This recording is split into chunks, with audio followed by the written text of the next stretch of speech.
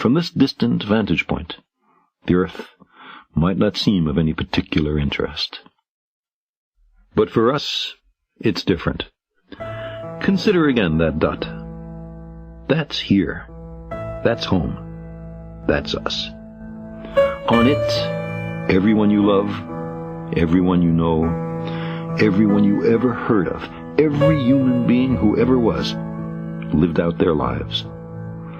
The aggregate of our joy and suffering, thousands of confident religions, ideologies, and economic doctrines, every hunter and forager, every hero and coward, every creator and destroyer of civilization, every king and peasant, every young couple in love, every mother and father, hopeful child, inventor and explorer, every teacher of morals, every corrupt politician, every superstar, every supreme leader, every saint and sinner in the history of our species lived there, on the mote of dust, suspended in a sunbeam.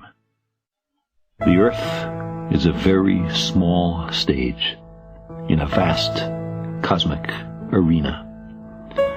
Think of the rivers of blood spilled by all those generals and emperors, so that in glory and triumph they could become the momentary masters of a fraction of a dot.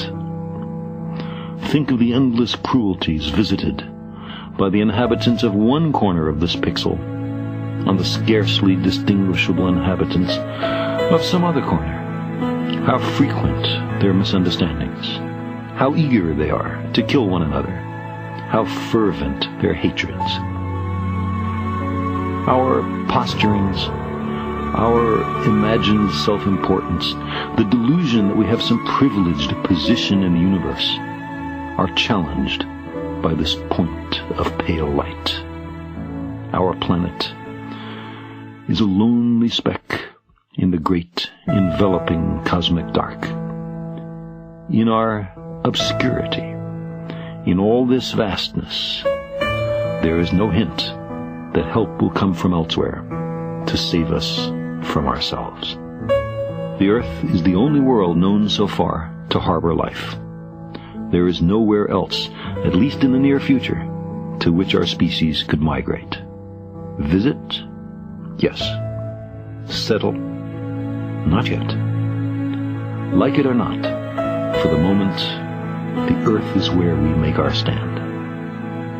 It has been said that astronomy is a humbling and character-building experience.